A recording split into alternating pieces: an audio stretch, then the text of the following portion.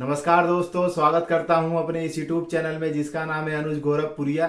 आशा करता हूं कि आप लोग कुशल मंगल होंगे और अच्छे से होंगे। आपका जो सपना है विदेश में नौकरी करने का, डेफिनेटली आप लोग पूरा करेंगे। अपने माँ बाप का नाम रोशन करेंगे और अपने घर परिवार को अच्छी सुख सुविधा देंगे। तो भाई आज का जो वीडियो बहुत ही इंपॉर्टेंट वीडियो है। आज के इस वीडियो हम लोग बात करेंगे कि रोमानिया में ऐसे कौन कौन से काम हैं जिसकी बहुत ही ज़्यादा डिमांड है और जिसका जो वीज़ा है बहुत ही जल्दी वीज़ा मिल जाता है और वीज़ा रिजेक्शन भी जिसका बहुत ही कम है और सैलरी बहुत ज़्यादा है। कौन से स्किल्स की और नॉन स्किल्स की डिमांड है और बेसिक सैलरी कितनी मिलती है और कितना ड्यूटी आवर्स काम करना पड़ता है, वीकली ऑफ कितना मिलता है, हर एक चीज़ के बारे में हम लोग इस वीडियो में बात करेंगे। जो लोग भाई नए हैं मेरे चैनल में उनको मैं अपने बारे में बताता हूँ कि मेरा नाम है अनुज। मैं गोरखपुर उत्तर प्रदेश से हूँ और अभी यूरोप रोमानिया में जॉब कर रहा हूँ। अगर आप लोग नए हैं चैनल में तो प्लीज़ चैनल को सब्सक्राइब कीजिए और वीडियो को लाइक कीजिए। आपका एक लाइक और एक सब्सक्राइब मुझे ऐसी मोटिवेट करता रहेगा कि मैं फ्यूचर में ऐसी इन्फॉर्मेटिव वीडियो बना बनाकर आप लोगों तक पहुँचाता रहूँ, तो जिससे कि आप लोगों का जो सपना है आप लोग उसको पूरा कर सके। तो सबसे पहले बात करते हैं रोमानिया के बारे में। तो भाई आप लोगों को पता है कि हाल ही फिलहाल में रोमानिया एक शेंजन कंट्री का भाग बना है। तो शेंजन एक एक बोले तो जैसे ग्रुप है जो जिसमें 29 कंट्री आती हैं, यूरोप की 29 कंट्री आती हैं। वैसे तो यूरोप में बहुत सारी कंट्रीज हैं बट जो एक शेंजन जो कंट्री है टोटल उसमें 29 कंट्रीज आती हैं। तो अभी हाल ही फिलहाल में जो बुल्गारिया और रोमानिया है इसका पार्ट बने हैं। काफ़ी दिन से लोग ट्राई कर रहे थे कि भाई हमें शेंजन में शामिल हो जाए, बट जो भाई इनके अंदर काफ़ी सारी कमियां थी क्योंकि जो शेंजन कंट्री होती है काफ़ी डेवलपमेंट कंट्रीज होती हैं।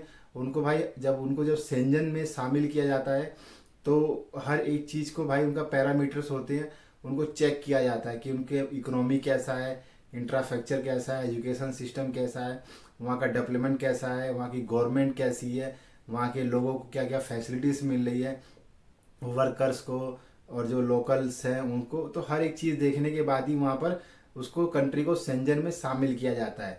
बट जब से भाई रोमानिया शेंजन कंट्री में आया तो जब से क्या कि भाई यहाँ पर लोगों की डिमांड बहुत ही ज़्यादा बढ़ने लगी धीरे धीरे। पहले क्या था भाई, डिमांड रोमानिया का पहले ही इसका माइंड सेट था कि मुझे शेंजन कंट्री में भाग लेना है और मुझे शेंजन कंट्री में अपना मतलब एक कहते कि मुझे अच्छा सा एक रुतबा कायम करना है। तो पहले से ही रोमानिया बाहर के लोगों को हायर कर रहा था, इसलिए क्योंकि वो जल्दी से जल्दी डेवलप कर सके अपने आप को और शेंजन में शामिल हो सके।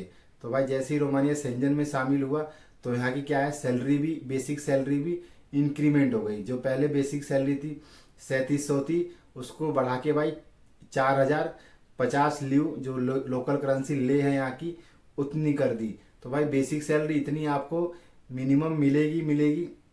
अगर आप लोग इंटरनेशनल वर्कर हैं या कोई भी वर्कर है यहाँ पर भाई, उसकी जो गवर्नमेंट टैक्स भी कटता है।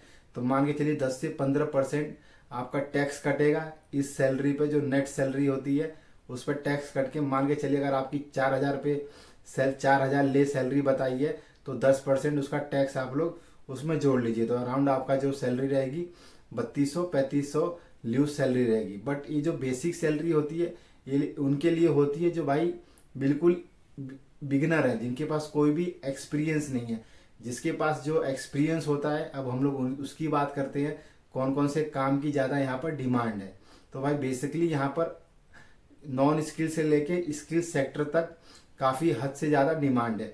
बट जो बाहर से लोगों को जो बुलाते हैं अनस्किल और स्किल सेक्टर में दोनों को सेक्टर से बुलाते हैं, क्योंकि भाई यहाँ पर के जो लोग हैं, यहाँ के लोग ज़्यादा हार्डवर्क करना पसंद नहीं करते हैं और उनसे ज़्यादा हार्डवर्क नहीं हो पाता। कंटिन्यू मान के चलिए भाई, कंटिन्यू वो 6 दिन 5 दिन काम नहीं कर सकते हैं। उनका नियम है भाई, अगर लोग मान लीजिए अगर ज़्यादा मेहनती वाला काम है तो एक दिन काम एक दिन छुट्टी वो लोग करते हैं। बाकी जो बाहर के लोग होते हैं जो अलग अलग कंट्री से आते हैं, इंडिया से, नेपाल से या अदर कंट्रीज से आते हैं, श्रीलंका से आते हैं, तो भाई वो लोग क्या करते हैं भाई 2 दिन 3 दिन काम करते हैं, एक दिन छुट्टी लेते हैं।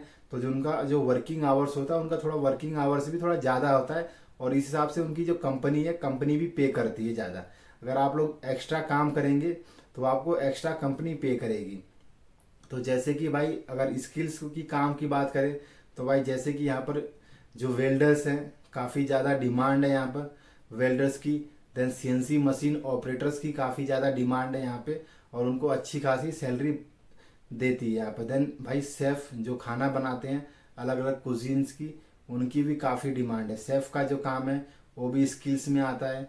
और बाकी जो कारपेंटर हो गए, वेल्डर हो गए, सीएनसी मशीन ऑपरेटर हो गए, इलेक्ट्रिशियन हो गए और आईटी पर्सनस के हो गए, इन सब की लोगों की काफ़ी ज़्यादा डिमांड है स्किल्स के काम में, और उनको अच्छा खासा पे होता है। जो भाई अगर एक शेफ़ की बात करें, शेफ़ की अगर यहाँ की सैलरी की बात करें तो मिनिमम उनको भाई कम से कम 4500 ल्यू से लेके 6000 ल्यू के बीच में उनको सैलरी मिलती है। क्योंकि भाई उनका जो काम होता है मिनिमम 5 दिन का काम होता है, 2 दिन छुट्टी होती है। तो भाई उसी हिसाब से जो आवर्स होते हैं उसके हिसाब से वो लोग काम करते हैं, जो उनका प्रोग्राम होता है उसी के हिसाब से वो लोग काम करते हैं। बट मैं आप लोगों को भाई यही कहूँगा कि ये जो 2025 में जो रोमानिया की जो काम की डिमांड है, ये जो काम ऐसे हैं भाई बहुत ही ज़्यादा डिमांड है। सीएनसी मशीन ऑपरेटर से बहुत लोग अलग अलग कंट्री से यहाँ पर आ रहे हैं काम करने के लिए। बाकी आप लोग स्किल्स के काम में आएंगे तो आपको सैलरी ज़्यादा मिलेगा। अब बात करते हैं नॉन स्किल्स के काम की। नॉन स्किल्स में कौन कौन से ऐसे काम्स हैं जिनको भाई अच्छा पे मिलता है और अच्छा रिस्पेक्ट मिलता है। तो भाई नॉन स्किल्स के काम है, जैसे कि मान के चलिए फैक्ट्री वर्कर्स की बात करते हैं, यहाँ पर फैक्ट्री वर्कर्स की भाई बहुत ही ज़्यादा है। फिर गुड हैंडलर्स की बात करते हैं, जो सामान को इधर से उधर करते हैं, जैसे कि जो काम होते हैं वेयर हाउस में होते हैं और बड़े बड़े मॉल्स में इनके काम होते हैं। देन कंस्ट्रक्शन लाइन में लेबर्स की बात करते हैं। लेबर्स जो होते हैं भाई उनको भी सैलरी काफ़ी अच्छा मिलता है और उनको काफ़ी अच्छा पे होता है। देन किचन हेल्पर की बात करते हैं, जो बिल्कुल फ्रेशर होते हैं, जो नॉन स्किल्स होते हैं, उनको भाई अगर लेते हैं तो उनको भाई मिनिमम बेसिक सैलरी देते हैं। मान के चलिए अगर आपके पास कोई भी स्किल नहीं है, अगर आप लोग बिना स्किल्स के आ रहे हैं आप तो बेसिक सैलरी मिलेगी। अगर आप लोग स्किल सीख के आ रहे हैं, थोड़ा सा अपने अंदर इन्वेस्टमेंट करके आ रहे हैं और थोड़ा कुछ अपने अंदर डेवलपमेंट करके आ रहे हैं, तो जो आपकी सैलरी है आपकी बेसिक सैलरी से ज़्यादा मिलेगी। यहाँ पर सैलरी की भाई कोई लिमिट नहीं है।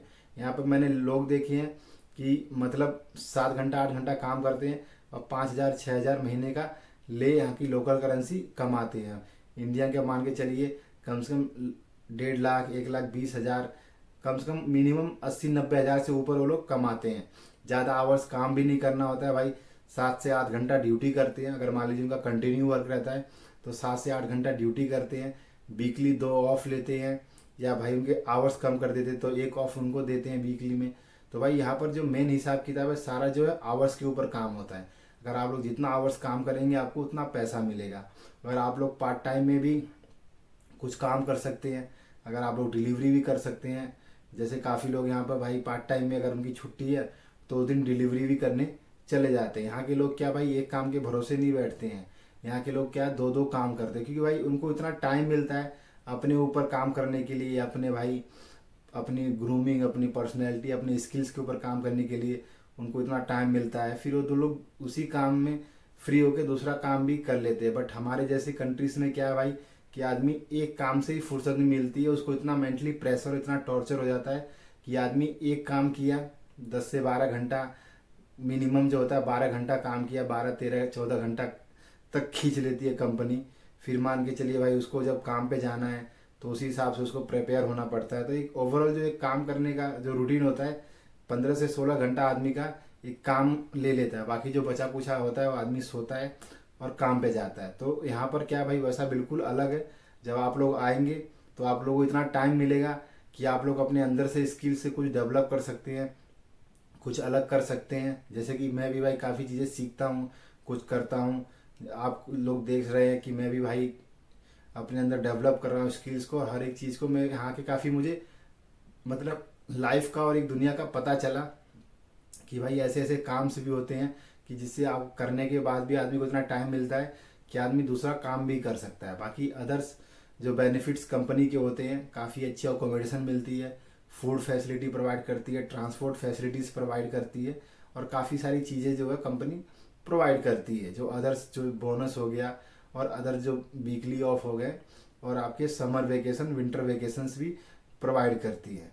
आशा करता हूँ दोस्तों आपको ये वीडियो काफ़ी अच्छा लगा होगा। अच्छा लगा तो प्लीज़ चैनल को सब्सक्राइब कीजिए और वीडियो को लाइक कीजिए। और कुछ दूसरे टॉपिक्स पे वीडियो चाहिए, कुछ अलग हटके कुछ चाहिए तो वो लोग भी आप लोग कमेंट करिए। मिलते हैं दूसरे इन्फॉर्मेटिव वीडियो में। जब तक के लिए जय हिंद, जय भारत।